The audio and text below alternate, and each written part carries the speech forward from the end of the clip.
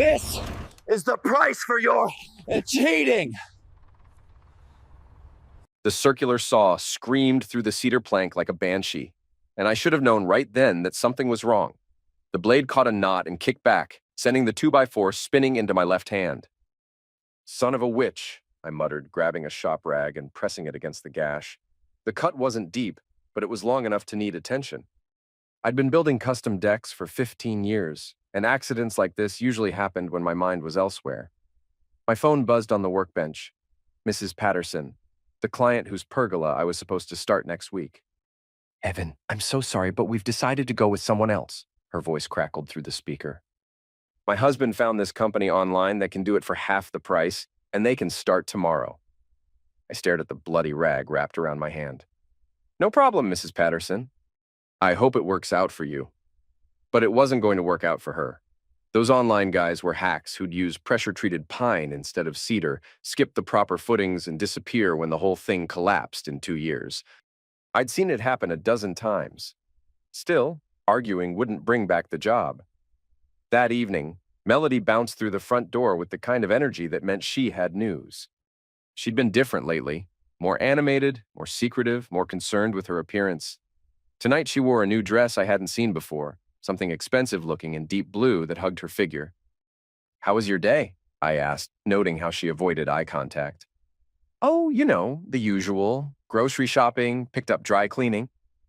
She set her purse on the kitchen counter with deliberate care. "Actually, I wanted to talk to you about something. Tracy's organizing this wellness retreat for the moms group. It's this weekend, just one night, but she thinks it would be really good for my mental health." I looked up from bandaging my hand. "Mental health?" "Don't look at me like that, Evan. You know I've been stressed lately. The whole group thinks we need some time to decompress and connect with ourselves." She turned toward the refrigerator, her back to me. "It's at this place in the mountains. Very peaceful, very therapeutic." "Which mountains?" "Just up toward Asheville. Tracy has all the details." Something in her tone made me pay attention. Melody had never been interested in wellness anything. She thought yoga was pretentious and meditation was for hippies. The only connecting she usually wanted to do was with her Instagram followers. Later that night, she came home from her evening walk. Another new habit, and I caught a scent that didn't belong. Hotel soap. That industrial strength stuff they use in chains with the fake floral undertones that never quite mask the chemical base. "Good walk?" I asked. "Mm-hmm. Just needed some fresh air." She kissed my forehead, a quick peck that felt more like obligation than affection. I lay awake that night, staring at the ceiling and listening to her breathe. She was asleep within minutes, which was unusual. Melody typically spent at least 20 minutes scrolling through social media before bed, the blue light from her phone casting shadows on the wall. My hand throbbed where I'd cut it, a steady pulse that kept time with my thoughts. The hotel soap smell lingered on her hair. The moms group had taken over Melody's life like kudzu in summer. What started as casual coffee dates had evolved into elaborate brunches, weekend shopping trips, and mysterious evening meetings that always seemed to run later than expected. Tracy was the ringleader, a sharp-featured woman with perfectly straight blonde hair and the kind of smile that never quite reached her eyes. She ran the group like a corporate board meeting, complete with agendas and assigned seating. Her husband was Dr. Jonas Ellison, a dentist who'd moved to Charlotte from somewhere up north and opened a practice in one of those expensive medical complexes near South Park. "Tracy thinks we should all coordinate our family schedules better," Melody announced over breakfast on Tuesday morning.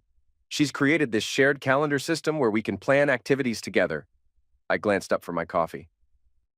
"What kind of activities?" "Oh, you know, play dates for the kids, family barbecues, maybe some couples nights out." She was using her bright, enthusiastic voice, the one she typically reserved for Noah's teachers or the neighbors. "It'll be good for us to expand our social circle." "I thought you didn't like Tracy." "That was before I got to know her better. She's actually really insightful about relationships and personal growth." Personal growth. Another phrase that had crept into Melody's vocabulary recently, along with authentic self and emotional availability. She'd started reading self-help books, or at least she'd started buying them. I'd seen the Amazon boxes arriving, though the books themselves seemed to disappear into her car without ever making it to our bookshelves. Thursday evening, I decided to surprise her by picking up Thai food from her favorite restaurant. I pulled into our driveway just as she was getting out of her SUV. and I noticed she was fumbling with her phone, typing rapidly while walking toward the house. "Hey, babe!" I called out, holding up the takeout bags. "Thought we could have a nice dinner together." She startled, nearly dropping her phone. "Oh, Evan, I didn't expect you back so early. It's 7:30, same time I always get home." "Right, of course." She slipped her phone into her back pocket. "Thai food sounds great. I'm starved." But at dinner, she barely touched her pad thai, spending most of the meal checking her phone and offering distracted responses to my attempts at conversation. "Noah's science fair project is due next week," I mentioned. "He wants to build a solar-powered car." "Uh-huh, that's nice. I was thinking we could work on it this weekend, make it a family project." "This weekend?" She looked up sharply. "Oh, but I have that retreat thing with Tracy, remember?" "Right, the wellness retreat." "Exactly." She returned to her phone, thumbs flying across the screen. "You and Noah can handle the car thing. You're better at that stuff anyway." After dinner, while she was in the shower, her phone buzzed on the kitchen counter. A text message from someone named Jay. "Can't wait for this weekend. I've been thinking about you all day." I stared at the screen for a long moment, my chest tight. Jay could be anyone: Jenna, Jessica, Joanna. Lots of women had names that started with J. But the message didn't sound like typical mom-friend communication. I went to our laptop and logged into our shared cell phone account. Melody had been sending and receiving an unusual number of texts lately, especially to a number I didn't recognize. The calls were brief but frequent, often during times when she claimed to be running errands or at group meetings. Saturday morning, she left for her retreat with an overnight bag that seemed too large for one night. After she drove away, I walked out to check our mailbox and noticed our neighbor, Mr. Hendricks, working in his garden. "Morning, Evan. How's the deck business?" "Can't complain." "Hey, did you happen to notice what time Melody got home last Tuesday night?" "I was dead asleep, but I thought I heard a car door." He straightened up, wiping dirt from his hands. "Tuesday?" "Yeah, it was pretty late, maybe 1 or 1:30 in the morning. Her headlights woke me up." 1:30. She told me the book club ended at 10. That afternoon, while Noah was at his friend's house, I decided to do something I'd never done in 15 years of marriage. I drove to the address she'd given me for the retreat location. There was no wellness center there, just a small strip mall with a dry cleaner, a nail salon, and a vacant storefront. I sat in my truck for 20 minutes, feeling like a fool. Maybe I'd misunderstood the address. Maybe she'd given me the wrong information by accident. But deep down, I knew she hadn't. Sunday morning, Melody returned from her retreat, glowing with what she called renewed energy and clarity. She hugged Noah for a full minute, which was unusual. Their typical interactions were quick kisses and reminders about homework or chores. "How was it?" I asked, studying her face. "Incredible, absolutely transformative. Tracy was right about needing space to reconnect with ourselves." She moved around the kitchen with unusual purpose, making coffee and starting breakfast. "I feel like a completely different person." She did look different. Her skin had a flush to it, and she seemed more aware of her body, the way she moved through space. She was wearing new underwear, too, lacy black stuff I'd never seen before. "Oh, what kind of activities did you do?" "Oh, meditation, journaling, group discussions about authentic living. Very deep, very meaningful." She was scrambling eggs with more attention than they required. "The other women were so open and honest about their struggles, it made me realize how much I've been holding inside." "Like what?" She paused, spatula halfway to the pan. "Just feelings. About motherhood, about marriage, about whether I'm living the life I really want." A chill ran down my spine. "Are you not happy with our life?" "It's not about happy or unhappy, Evan. It's about growth and fulfillment and being true to yourself." She turned back to the eggs. "You wouldn't understand. Men process emotions differently." After breakfast, I decided to check our credit card statements online. There was a charge from Friday night to a hotel in Charlotte, not in the mountains near Asheville, the Grand Bohemian downtown. Room service charges for 2 meals, 2 bottles of wine, and late-night champagne. I sat staring at the computer screen, my coffee growing cold. The charges were time-stamped throughout Friday night and Saturday morning. If she'd been at a wellness retreat, why was she ordering room service at a downtown hotel? I called the hotel. "Grand Bohemian, this is Jennifer. How can I help you?" "Hi, I'm trying to verify a stay from this weekend. My wife may have left something in one of your rooms." "Certainly." Can you provide the guest name and dates? Melody Cress, Friday and Saturday night. A pause. I'm sorry, sir, but we don't show any reservation under that name for those dates. Could it have been under a different name? I can't provide information about other guests' reservations. If your wife stayed with us, she would need to call directly. I hung up and stared at the credit card charge again. Someone had used our card at that hotel, but not under Melody's name, which meant she'd been there with someone who'd made the reservation. That evening, Noah was building with Legos in the living room while Melody scrolled through her phone on the couch. I sat down beside her, close enough to see her screen. She was looking at photos from her weekend, but they weren't pictures of meditation sessions or group discussions. They were selfies. Melody in a hotel bathrobe, Melody with champagne, Melody looking relaxed and satisfied in ways I hadn't seen in months. In the background of one photo, I caught a glimpse of a man's arm, dark hair on the wrist, expensive watch. Those are nice pictures, I said. She jumped, quickly closing the photo app. Thanks. Tracy took most of them. Tracy has hairy arms. What? In that one picture, there's someone's arm in the background. Pretty hairy for Tracy. Melody's face flushed red. Oh, that. One of the retreat facilitators was helping with group photos. There were men there too, you know. It wasn't just women. I thought it was a mom's group retreat.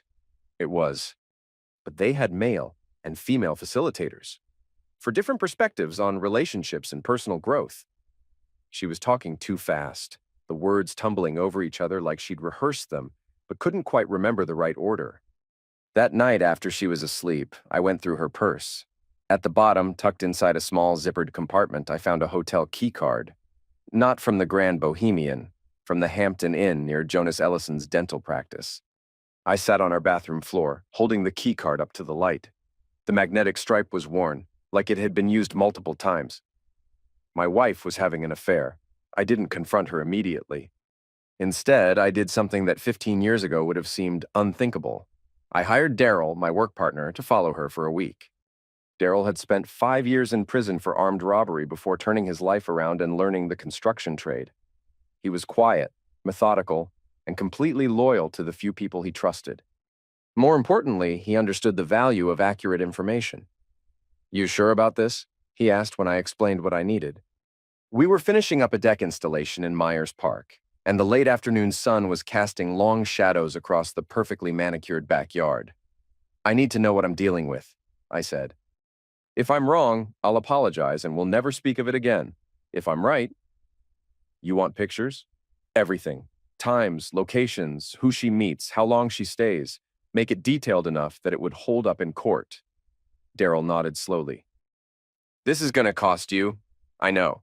And once you have this information, you can't unknow it. I know that too. He started the surveillance on Tuesday. By Thursday evening, he had enough evidence to end 3 marriages and destroy 2 careers. Melody was meeting Jonas Ellison at the Hampton Inn every Tuesday and Thursday afternoon, always in room 237. They'd been doing it for at least 6 weeks, based on Daryl's conversations with the front desk staff. Jonas had been renting the room on a monthly basis, claiming he needed a quiet place to do paperwork away from his practice. But the most damning evidence was visual. Daryl had managed to get photos of them entering the hotel together, photos of Jonas's car parked at our house during times when I was at work, and most devastatingly, photos of them kissing in the parking lot behind his dental office. There's more, Daryl said, handing me a thick envelope. Your wife's been sloppy with her digital security. She's been using the hotel's Wi-Fi to send some pretty explicit messages. I didn't open the envelope immediately. Instead, I sat in my truck in Daryl's driveway, engine running, trying to process what I'd learned. My wife of 12 years, the mother of my son, was ducking another man twice a week in a hotel room that cost $98 a night. The rage came first, hot and immediate. Then came the hurt, deep and spreading like blood and water. But underneath both emotions was something else, a cold, calculating anger that surprised me with its clarity. Melody had made a choice. She'd chosen to lie, to cheat, to risk everything we'd built together for hotel room Zex with a dentist whose idea of sophistication was probably having wine with dinner instead of beer. Now, I had to make a choice too. That evening, Melody announced that Tracy was organizing a summer picnic for all the families in the group. It'll be at Beach Creek Park next Saturday, Very casual, very fun. All the kids can play together while the adults socialize. Sounds nice, I said. What time should we be there? She paused, clearly not expecting me to want to attend. Oh, well, it's really more of a moms and kids thing. I don't think the other husbands are coming. What about Jonas? Isn't he coming with Tracy? Another pause. I don't know, maybe. Tracy handles all the planning. I think I'd like to come anyway. It would be good for Noah to see his parents participating in community activities together. Melody's face tightened. Evan, you hate those kinds of social events. You always complain about having to make small talk with people you don't know. Maybe I'm trying to grow as a person. Isn't that what you're always talking about these days? Personal growth? She stared at me for a long moment, and I could see her trying to figure out if I knew something or if I was just being difficult. Fine, she said finally. But don't embarrass me by being antisocial. I wouldn't dream of it. Saturday morning arrived with the kind of perfect weather that makes you believe in second chances and fresh starts. Clear blue sky, temperature in the mid-70s, gentle breeze carrying the scent of honeysuckle and fresh-cut grass. It was the kind of day when everything seemed possible. I loaded my truck with a cooler of drinks, folding chairs, and a small portable speaker. I also brought my laptop bag, though I didn't mention that to Melody. Beach Creek Park was already busy when we arrived at 11. Families were scattered across the main picnic area, kids running between the playground equipment while parents set up elaborate spreads of food and drinks. Tracy had claimed the large pavilion near the creek, and she decorated it with enough bunting and balloons to supply a small political rally. Melody! Tracy waved us over with the kind of enthusiasm typically reserved for game show contestants. And Evan, what a lovely surprise. I wasn't sure you'd be joining us. Wouldn't miss it, I said, setting down our cooler. This looks like quite an operation you've got here. Well, I believe if you're going to do something, you should do it right. She gestured toward a table laden with homemade salads, sandwich platters, and an array of desserts that would feed twice as many people as were present. Community building is so important, especially for the children. I scanned the crowd, looking for Jonas. He was standing near the volleyball net, wearing khaki shorts and a polo shirt that probably cost more than I made in a day. He looked like every suburban dad cliché rolled into one person, confident, casual, completely unaware that his world was about to collapse. Daddy! Noah tugged on my shirt. Can we go throw the football? In a minute, buddy. Daddy needs to help Mom get set up first. Melody was arranging our contribution to the food table, a store-bought fruit salad and a bag of chips, with more care than the simple task required. She kept glancing toward Jonas, subtle looks that probably seemed innocent to anyone who wasn't specifically watching for them. Ladies and gentlemen, Tracy called out, standing on a picnic bench to address the crowd. If I could have everyone's attention for just a moment. The conversations gradually died down as people turned toward her. She was in her element, commanding attention with the ease of someone accustomed to being the most important person in any room. I want to thank everyone for coming out today and making this such a wonderful community event. I truly believe that strong friendships and shared experiences are what make life meaningful. There was scattered applause. Jonas was smiling up at his wife with what looked like genuine affection, which somehow made what I was about to do feel more justified rather than less. Before we get too caught up in our various activities, I thought it might be nice to share some photos from our recent group events. I've put together a little slideshow of our adventures together. She gestured toward a small projector she'd set up on one of the picnic tables, connected to her laptop. The first image appeared on a white sheet stretched between two trees, the group at a restaurant last month, everyone raising their glasses in a toast. I quietly moved toward the projector setup, keeping my expression casual and interested. Tracy was narrating the slideshow like a nature documentary, explaining the context of each photo and pointing out particularly meaningful moments of bonding and personal growth. This one is from our wonderful wellness retreat last weekend, she said, as an image of the group meditation session filled the screen. It was truly transformative for all of us. I was close enough now. I pulled my laptop from its bag and quickly disconnected Tracy's computer from the projector, replacing it with mine. She was so focused on her presentation that she didn't notice the switch until it was too late. And this next photo really captures the spirit of... She trailed off as my first image filled the screen. It was a photo of Melody and Jonas kissing in the parking lot behind his dental practice. taken with a telephoto lens that captured every detail in brutal clarity. The crowd went silent. I could hear children playing in the distance, their laughter suddenly seeming to come from another world entirely. What? Tracy stared at the screen, her face going pale. I clicked to the next image. Melody and Jonas entering the Hampton Inn together, her hand on his lower back, his arm around her waist. The timestamp in the corner showed it was taken during her supposed book club meeting last Tuesday. "Oh my God," someone whispered. The third image was a screenshot of text messages between Melody and Jonas, graphic descriptions of what they wanted to do to each other, promises of more weekend retreats, complaints about having to pretend to be just friends in public. "Turn it off!" Melody screamed, rushing toward the projector. "Turn it off right now!" But I wasn't finished. The fourth image was a bank statement showing charges to the Hampton Inn paid for with our joint credit card. The fifth was a photo of Jonas leaving our house while I was at work, his shirt partially unbuttoned, his hair disheveled. Jonas had gone completely rigid, his face the color of concrete. Tracy was making small, wounded sounds, her hands pressed against her mouth like she was trying to keep her soul from escaping. "Evan, stop!" Melody grabbed for my laptop, but I held it out of her reach. "Why?" I asked, my voice carrying clearly across the suddenly silent park. "Aren't you proud of your authentic self? Isn't this the real you've been so eager to discover? You're humiliating yourself!" she shrieked, tears streaming down her face. I looked at her calmly, feeling something cold and final settle in my chest. "You did that for me." Jonas finally found his voice. "This is insane. You can't just..." "Can't what?" I unplugged my laptop and closed it. "Can't show people what you've been doing? Can't let your wife see what her marriage actually looks like? Can't let my son's friends' parents know what kind of people they've been socializing with?" He took a step toward me, his fists clenched. "You son of a witch." "Jonas, don't," Tracy whispered, but he was already moving. He swung at my face with the kind of wide, clumsy punch you'd expect from someone who hadn't been in a fight since high school. I ducked easily and drove my fist into his solar plexus, putting 15 years of construction work behind it. He folded like a lawn chair, gasping and retching on the grass. The crowd erupted. Women were crying, men were shouting, children were running to their parents asking what was happening. I could hear car doors slamming as some families decided they'd seen enough entertainment for one afternoon.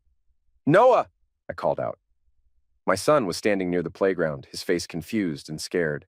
"Come on, buddy." "We're going home." He ran to me without hesitation, and I picked him up, settling him on my hip the way I had when he was smaller. "Daddy, why is everyone yelling?" "Sometimes grown-ups make bad choices," I said, walking toward our truck. "And then other grown-ups have to clean up the mess."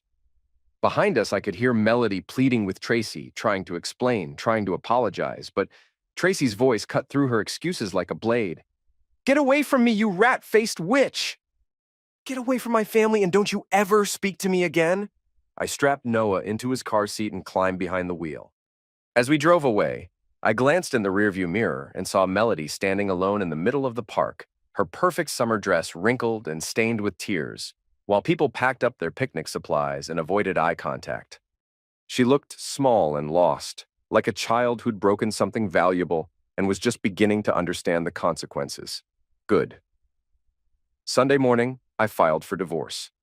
I'd already met with a lawyer the previous week, and she'd prepared all the necessary paperwork in advance. Tamara Dre was a shark in a business suit, with silver hair and the kind of predatory smile that made opposing counsel reconsider their career choices. "This is excellent documentation," she said, reviewing Daryl's evidence package. "Detailed, time-stamped, completely admissible. Your wife's attorney won't have much to work with." "What about custody?" "With evidence of adultery and the public nature of the exposure, I can't see any judge granting her primary custody. Especially given that she's been lying to your son about her whereabouts during these encounters." I signed documents for 2 hours. Petition for divorce, motion for temporary custody, request for exclusive use of the marital home, asset preservation orders. Each signature felt like another nail in the coffin of my marriage. By noon, Melody had been served with papers at her sister's house, where she'd spent the night after the disaster at the park. By 1 o'clock, all our joint bank accounts were frozen, and she was locked out of our credit cards. My phone started ringing immediately. "Evan, we need to talk," she said when I finally answered. Her voice was hoarse, like she'd been crying all night. "No, we don't," Talk to my lawyer. This is insane. You can't just freeze everything. I need money for gas, for groceries. You should have thought of that before you spent our money on hotel rooms and room service for your boyfriend. He's not my... It wasn't like that, Evan. It was complicated. I was going through something, and Tracy's group was helping me work through some issues, and Jonas was just... I hung up. She called back immediately. I let it go to voicemail. Daddy, why isn't Mommy coming home? Noah asked at dinner. We were eating pizza from boxes, sitting at our kitchen table, that suddenly seemed too big for just the two of us. Mommy made some mistakes, I said carefully. She needs to figure out how to fix them before she can come back. What kind of mistakes? Adult mistakes. The kind that hurt people's feelings and break trust. He chewed thoughtfully. Like lying. Exactly like lying. Will she say sorry? I don't know, buddy. Sometimes people don't know how to say sorry the right way. That night, around 11 o'clock, I heard a car in our driveway, then footsteps on the front porch. Then the sound of someone trying to use a key in the door. I'd had the locks changed that afternoon.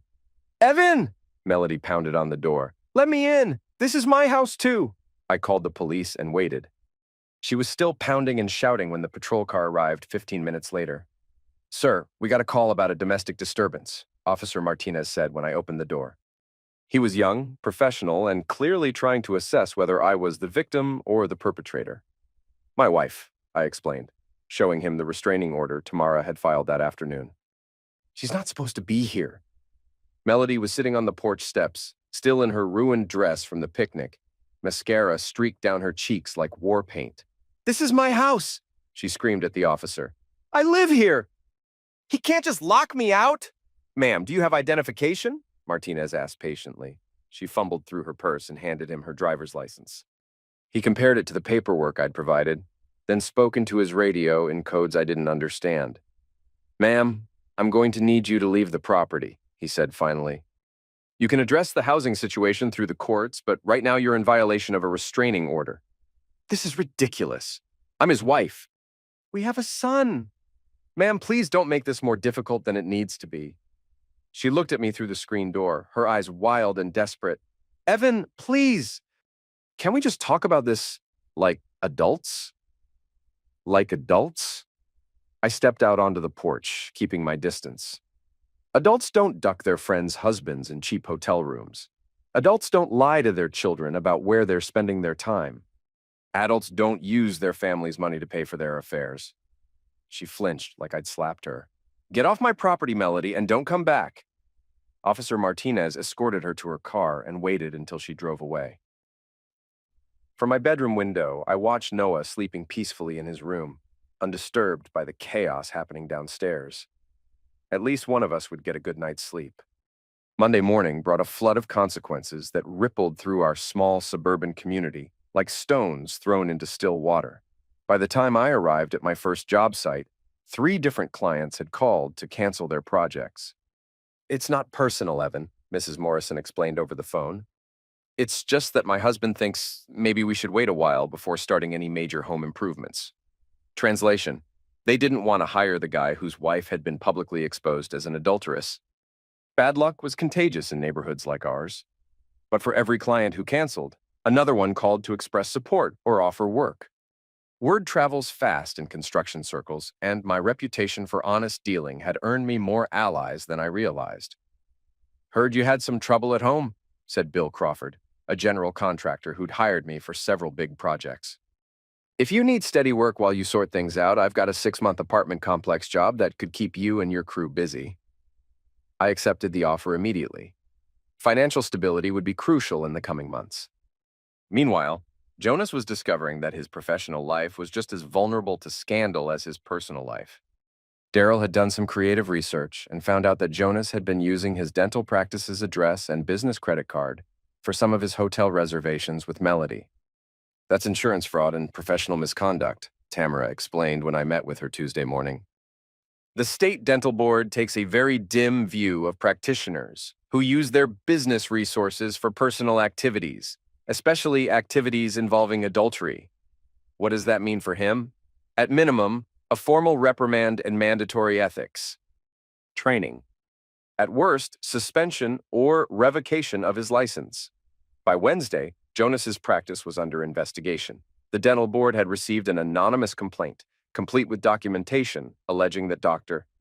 Ellison had been conducting personal relationships with patients' spouses and using practice resources to facilitate these relationships. Tracy filed for divorce on Thursday. The papers were served at his office during regular business hours in front of his staff and several patients. According to Daryl's sources, the man had an impressive network of contacts throughout Charlotte. Jonas broke down crying in his private office and had to cancel appointments for the rest of the week. I felt a moment of something that might have been sympathy, but it passed quickly. I hadn't forced him to make the choices that led to this moment. I'd simply made sure those choices had appropriate consequences.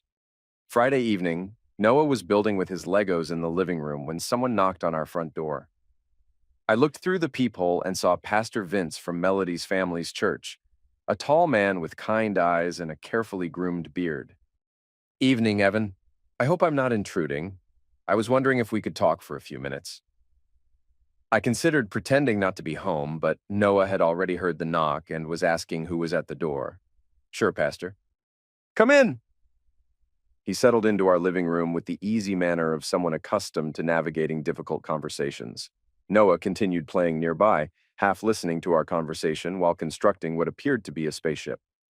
"I've been talking with Melody," Pastor Vince began. "She's going through a very difficult time right now, as I'm sure you can imagine. I imagine she is. She asked me to speak with you about the possibility of counseling. Couples therapy, perhaps some individual work for both of you. Sometimes when marriages go through crisis, there's still hope for reconciliation if both parties are willing to do the hard work of forgiveness and rebuilding trust." I studied his face, looking for judgment or condescension, but found only genuine concern. "Pastor, with respect, there are some things that counseling can't fix, some betrayals that are too deep, some lies that are too fundamental. I understand your anger, Evan. What Melody did was wrong, and the consequences she's facing are largely of her own making. But the question isn't whether she deserves forgiveness. The question is whether forgiveness might be the path toward healing for your family. What about Noah?" I gestured toward my son, who was now attaching wings to his spaceship. "What about the example we set for him? If I take her back after this, what does that teach him about self-respect, about consequences, about the importance of keeping your word?" Pastor Vince was quiet for a moment, considering. "Those are fair questions," he said finally. "And only you can answer them. I will say this. Children are remarkably resilient, and they're also remarkably perceptive. Noah will learn more from watching how his parents handle this crisis than from the specific outcome you choose." After he left, I sat on the porch with a beer, watching the sun set behind the trees in our backyard. The yard where Noah and I played catch, where Melody had once talked about planting a garden she never got around to starting, where we'd hosted birthday parties and barbecues and all the small domestic rituals that make up a life together. My phone buzzed. A text from Melody. "Please call me. We need to talk about Noah." I deleted the message without responding. Whatever we needed to talk about, we could do it through lawyers. The week that followed brought a steady stream of revelations that painted an increasingly clear picture of just how deep Melody's deception had gone. It wasn't just the affair with Jonas. It was the systematic dismantling of our life together. One lie at a time. On Monday, I received a call from Dale Mullen, a property appraiser I'd never heard of. "Mr. Kress? I'm calling about the evaluation you requested for your property on Elm Street. I wanted to schedule a time to come out and do the assessment." "I didn't request any evaluation." A pause. "Oh, well, your wife called last week. Said you two were considering selling and wanted to know the current market value." After I hung up, I sat in my truck outside Noah's school, pieces of a larger puzzle clicking into place. Melody hadn't just been having an affair, she'd been planning an exit strategy. The property appraisal, the separate credit cards I'd discovered when reviewing our finances, the way she'd been slowly moving her clothes and personal items to her sister's house over the past month. She'd been preparing to leave me before I found out about Jonas. The public exposure at the picnic had simply forced her hand before she was ready. That afternoon, I drove to Jonas's dental practice. The parking lot was nearly empty, unusual for a Tuesday at 3 in the afternoon. Through the large front windows, I could see the waiting room chairs sitting vacant, magazines scattered on tables like abandoned thoughts. I didn't go inside. I just wanted to see what the consequences of his choices looked like in the cold light of reality. Wednesday brought news that Tracy had thrown Jonas out of their house. According to the neighborhood gossip network, which moved faster than fiber optic internet in our suburban enclave, he'd been spotted loading suitcases into his BMW outside a budget inn on the outskirts of town. Heard Tracy changed all the locks and had his stuff delivered to his office, said Jim Bennett, whose wife played tennis with Tracy. We were standing outside Noah's soccer practice, making the kind of small talk that substitutes for actual conversation between suburban fathers. You also heard she's demanding the house, his practice, and half of everything else he owns. Sounds reasonable, I said, watching Noah chase the ball across the field with the single-minded determination that only 9-year-old boys can muster. You doing okay, Evan? I mean, with everything that's happened? I appreciated that he asked directly instead of dancing around the subject. Taking it one day at a time. If you need anything, help with Noah, someone to talk to, whatever, just let me know. Thanks, Jim, I appreciate that. But the truth was, I didn't need to talk. I needed to act. And I was just getting started. Thursday evening, while Noah was at his friend's house for a sleepover, I did something that would have been unthinkable to me 6 months earlier. I created a comprehensive digital archive of everything I knew about Melody and Jonas's affair, and I sent copies to people who had a right to know what they were dealing with. Jonas's ex-wife from his first marriage received a package detailing his pattern of infidelity and professional misconduct. The state dental board received additional documentation about his misuse of practice resources. Tracy's divorce attorney received a detailed timeline of the affair, complete with financial records showing how Jonas had used his family's money to pay for hotels and gifts. I wasn't being vindictive, I was being thorough. These people were making legal and financial decisions based on incomplete information. I was simply providing context. Friday morning, Jonas called me directly. Evan, we need to talk. No, we don't. This has gone far enough. You've made your point. My practice is under investigation. My wife has filed for divorce. I'm living in a motel room. What more do you want? I want you to understand that actions have consequences. You ducked my wife for months, lied to your wife, lied to my son, and helped Melody spend our family's money on your little romance. Did you think there wouldn't be a reckoning? I never meant for any of this to happen. But you kept doing it anyway. Week after week, lie after lie, choice after choice. You meant for it to happen every single time you made the decision to keep doing it. Melody told me your marriage was over. She said you two hadn't been happy for years, that you were just staying together for Noah. I laughed, a sound with no humor in it. And you believed her? The woman who was lying to everyone else in her life was telling you the truth about her marriage? A long silence. What do you want from me, Evan? Nothing. You've already given me everything I needed. I hung up and went back to building Noah a treehouse in our backyard, in the exact spot where Melody had once said a treehouse would be a waste of space and an eyesore. The irony wasn't lost on me. 2 weeks later, Noah and I had settled into a routine that felt almost normal. Breakfast together before school, homework at the kitchen table in the afternoon, dinner without the tension that had been building in our house for months without me fully recognizing it. Dad, why doesn't Mom call anymore? He asked one evening while we were working on his solar car project for the science fair. I set down the small screwdriver I'd been using to attach the car's wheels. What do you mean? She used to call every day when she was staying at Aunt Linda's, but she hasn't called in like a week. I hadn't told Noah about the restraining order that prevented Melody from contacting us directly. I'd let him believe she was simply taking time to figure things out, which wasn't entirely untrue. Sometimes when grown-ups make mistakes, they feel too ashamed to face the people they've hurt, I said carefully. It doesn't mean she doesn't love you. It means she doesn't know how to fix what she broke. Is she ever coming back? I don't know, buddy. What I do know is that you and I are going to be fine, no matter what happens. He nodded and went back to connecting the solar panel to the car's motor, accepting my answer with the resilience that had always amazed me about children. They adapted to new realities with a flexibility that adults lost somewhere along the way. That weekend, we went to the hardware store to buy supplies for the treehouse. As we were loading lumber into my truck, I saw Tracy pushing a cart full of moving boxes toward her SUV. She spotted me at the same time and hesitated, clearly debating whether to acknowledge me or pretend she hadn't seen me. Evan, she said finally, walking over with the cautious manner of someone approaching a potentially dangerous animal. "Tracy, how are you holding up?" "Oh, taking it one day at a time." She glanced at Noah, who was carefully arranging the lumber in the truck bed. "I wanted to thank you." "For what?" "For showing me who I was really married to. It hurt like hell, and I wanted to hate you for humiliating me in front of everyone, but I needed to know. I deserved to know." I studied her face, looking for sarcasm or bitterness, but found only exhaustion and a kind of grim determination. "I'm sorry it happened the way it did. I wish there had been a gentler way to handle it." "There wasn't," she said firmly. "I wouldn't have believed it if someone had just told me. I needed to see it with my own eyes, in front of witnesses, so I couldn't rationalize it away or convince myself it wasn't as bad as it seemed." She paused, watching Noah test the weight of a 2x4. "Jonas tried to call me yesterday. Wanted to explain things, help me understand his perspective.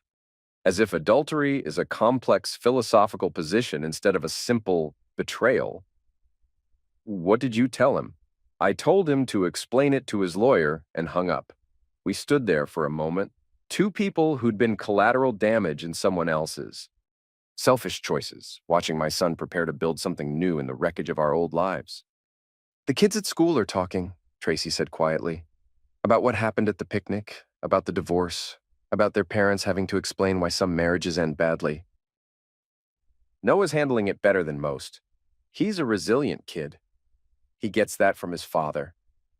After she left, Noah and I drove home in comfortable silence, the lumber sliding slightly in the truck bed as we took the turns through our neighborhood. At a red light, he turned to me with the kind of serious expression that meant he'd been thinking hard about something. "Dad, are you going to marry someone else?" I hadn't thought about it. "Why?" "Tommy's dad got remarried after his parents got divorced, and now Tommy has a stepmom and two stepsisters. He says it's pretty good because he gets more presents at Christmas." I laughed despite myself. "Well, that's definitely a practical way to look at it. What do you think about the idea?" "I think it would be okay if you found someone who likes tree houses and doesn't think the workshop is too messy. Those are good criteria. And someone who doesn't lie. Especially that." We pulled into our driveway, and I noticed that someone had left something by our front door. As we got closer, I could see it was a small gift bag with a note attached. The note was from Melody. "For Noah, I'm sorry I can't give this to him in person. Please tell him I love him and I'm trying to figure out how to be better."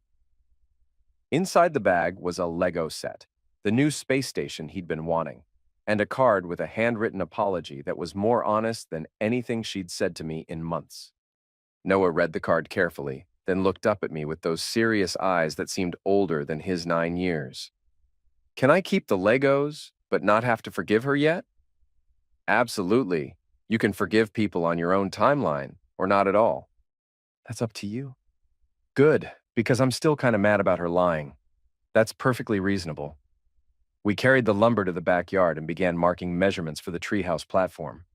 As we worked, I found myself thinking about the difference between forgiveness and consequences, between mercy and enabling, between healing and pretending wounds don't exist. Melody could buy all the Lego sets in the world, but it wouldn't change the fact that she'd chosen to break our family for the temporary excitement of hotel room sex with a man who couldn't even be honest with his own wife. Some mistakes couldn't be fixed with apologies and gifts. Some choices created consequences that lasted longer than the temporary pleasure that motivated them. Noah and I would build something new in the space where our old life used to be. And we'd build it without her. Spring turned to summer while the legal machinery ground through the process of officially ending my marriage. Tamara had been right about the strength of our position. Melody's attorney spent most of his time trying to negotiate damage control rather than mounting any kind of defense. "She wants to request supervised visitation with Noah," Tamara told me during one of our weekly meetings. 2 hours every other weekend with a social worker present. "What's your recommendation?" "Honestly, I think the judge will grant it. She's his mother. And unless there's evidence of abuse or neglect, the court generally believes children benefit from maintaining relationships with both parents. Even parents who model dishonesty and infidelity? Unfortunately, Adultery isn't considered grounds for terminating parental rights. Moral failings and legal unfitness are different categories. I agreed to the supervised visitation, partly because I didn't want to appear unreasonable to the judge, but mostly because I trusted Noah to make his own decisions about his relationship with his mother. He was smart enough to see through performative affection and mature enough to understand that love without trustworthiness was just manipulation with better intentions. Meanwhile, Jonas had become something of a cautionary tale in our suburban community. His dental practice had closed permanently after the state board suspended his license pending a full investigation. Tracy's divorce had been swift and brutal, leaving him with essentially nothing but a modest monthly alimony payment and a used car.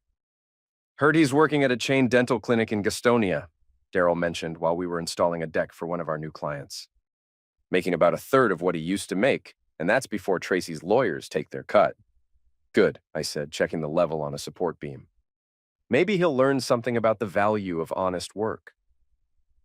"You think he learned his lesson?" I considered the question while driving in the last screw. "I think he learned that consequences are real. Whether that translates to wisdom is up to him." The treehouse was taking shape beautifully. Noah and I worked on it most evenings after school and all day on Saturdays. It was becoming more elaborate than I'd originally planned. A proper platform with railings, a rope ladder, windows cut into the plywood walls, even a small roof to keep out the rain. "This is way cooler than Tommy's treehouse," Noah declared one Saturday afternoon as we were installing the roof shingles. "His doesn't have windows or a real roof." "Well, we had more time to plan ours properly." "Because Mom isn't here to tell us we're doing it wrong?" I paused, surprised by the casual way he'd made the observation. "What do you mean?" "She always had opinions about your projects. Like, when you wanted to build that deck off the kitchen, she kept saying it was too big and too expensive and we didn't really need it. But then when Mr. Peterson built one just like it, she said ours should have been bigger." I thought about that conversation, remembering how Melody's constant second-guessing had gradually worn down my enthusiasm for home improvement projects.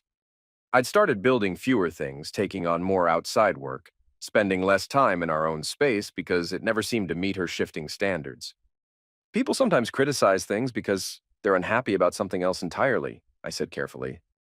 "It's not really about the project. It's about feelings they don't know how to express directly." Like how she was probably already thinking about Jonas when she said the treehouse was a dumb idea. My son's perceptiveness never ceased to amaze me. Maybe something like that. That evening, Noah's first supervised visit with Melody was scheduled for Sunday afternoon at a community center downtown. The social worker, a patient woman named Mrs. Rodriguez, had explained that the visits would be monitored but not recorded, designed to give mother and son a chance to maintain their relationship in a neutral environment. "Do I have to go?" Noah asked Saturday night as we were finishing dinner. "Legally, yes, but if you're uncomfortable or if she makes you feel bad in any way, you can tell Mrs. Rodriguez and the visits can be modified." "What if she asks me about you? About why I'm not mad at you for getting divorced?" "You tell her the truth, that you understand I didn't make the choices that broke up our family." He nodded thoughtfully. "She's going to cry, isn't she?" "Probably. And she's going to say she's sorry and that she loves me and that she wants to be a family again?" "Maybe. But she's not actually sorry about Jonas. She's just sorry she got caught." I stared at my 9-year-old son, wondering when he'd become so wise about human nature. "What makes you think that?" "Because if she was really sorry, she would have stopped before you found out.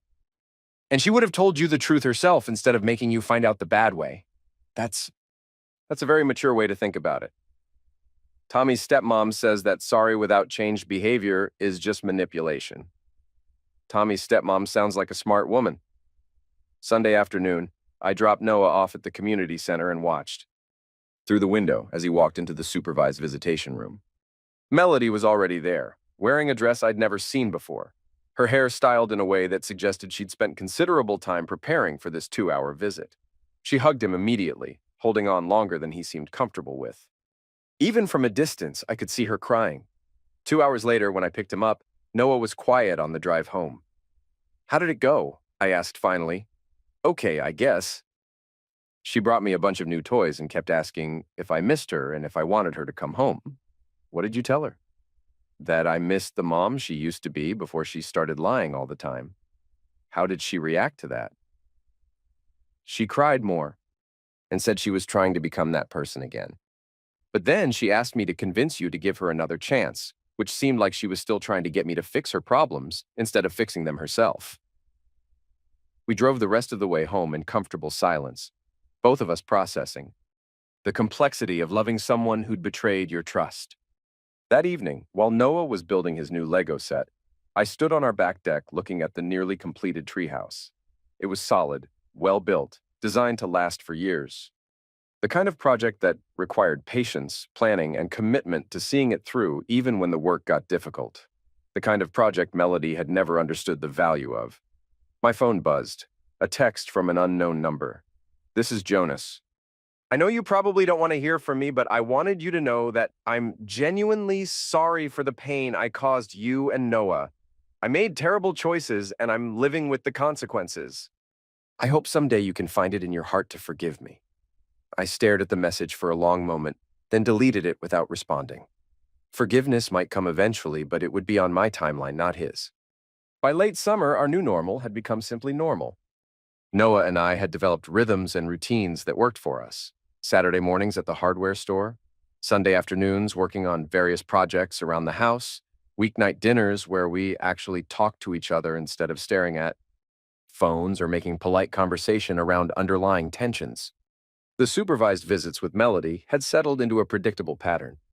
She would bring elaborate gifts and spend most of the 2 hours trying to convince Noah that she'd changed, that she was going to therapy, that she wanted to rebuild their relationship. Noah would accept the gifts politely and answer her questions with the kind of measured honesty that suggested he was learning to protect himself emotionally. "She asked me if I thought you would ever take her back," he told me after one particularly difficult visit. I told her that was between you and her, but that I thought she should focus on being a better person instead of trying to get people to forget the bad things she did. That was a wise answer. Mrs. Rodriguez said I have good boundaries for someone my age. I'm not sure what that means, but she seemed to think it was good. The treehouse was finished by Labor Day weekend.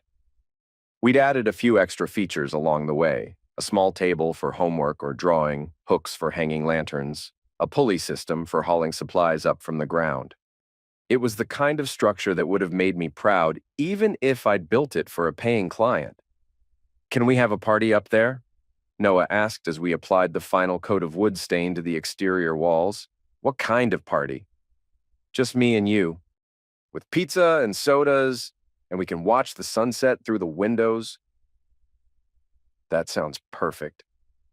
That evening, we climbed up into the treehouse with a couple slices of pizza and cans of Coke, sitting cross-legged on the plywood floor and watching the sky turn orange and pink through the windows I'd carefully measured and cut by hand.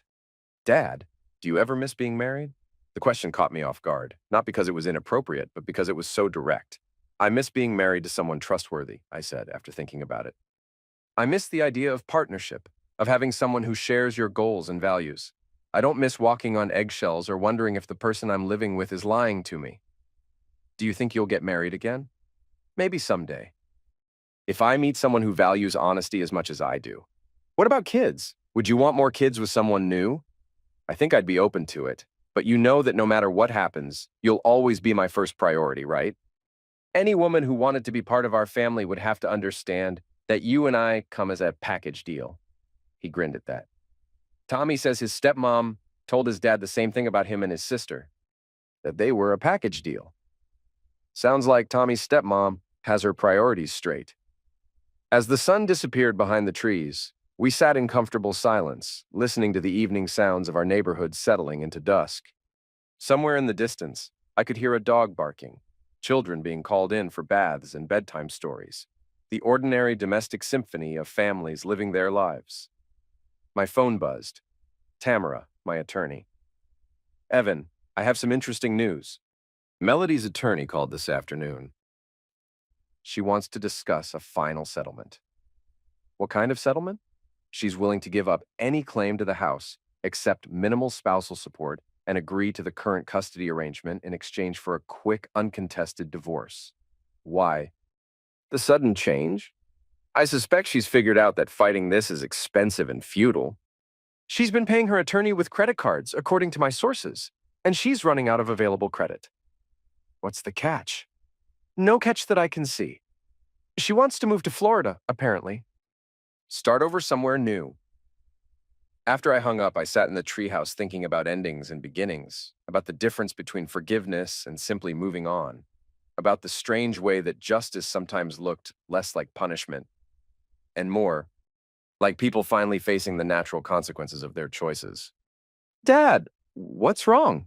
Noah asked, noticing my thoughtful silence. Nothing's wrong. Just thinking about how sometimes problems solve themselves if you're patient enough. Is this about Mom? Kind of. It looks like our divorce is going to be finalized soon, and she might be moving to Florida. He considered this news with the same seriousness he brought to all major developments in his life. Will I still have to do the visits? Probably not if she moves that far away. Would you miss them? Not really. They always made me feel sad because she kept trying to pretend everything was normal instead of just admitting she messed up really bad. How do you feel about her moving away? Relieved, I guess. Like maybe now she'll stop trying to fix things that can't be fixed and just focus on being better wherever she goes. That night, after Noah was asleep, I walked around our house, really looked at it for the first time in months. The rooms that had felt cramped and tense when Melody lived here seemed more spacious now, more peaceful. I'd painted Noah's room the color he wanted, reorganized the kitchen to actually be functional, turned Melody's home office into a proper workshop where I could plan projects and order materials. It wasn't the life I'd planned, but it was a good life, an honest life, a life built on authentic choices instead of performed happiness. The next morning, I called Tamara and told her to accept Melody's settlement offer. It was time to make it official. The divorce was finalized on a Thursday in October, exactly 8 months after that first supervised visit at the community center. I signed the papers in Tamara's office while Noah was at school, making it official with less ceremony than most people put into buying a car. How do you feel? Tamara asked as she notarized the final documents. Free, I said, and was surprised to realize I meant it. That afternoon, I picked Noah up from school and took him to get ice cream. Not to celebrate, but simply because it was a beautiful fall day and we both needed something sweet. So it's really over? He asked, methodically working his way through a double-scoop chocolate cone. It's really over. Good. Now maybe she can stop trying to convince everyone that it wasn't her fault. We sat on a bench outside the ice cream shop, watching other families navigate their late afternoon routines. Parents picking up kids from soccer practice, couples walking dogs, teenagers being loud and dramatic about things that wouldn't matter in 6 months.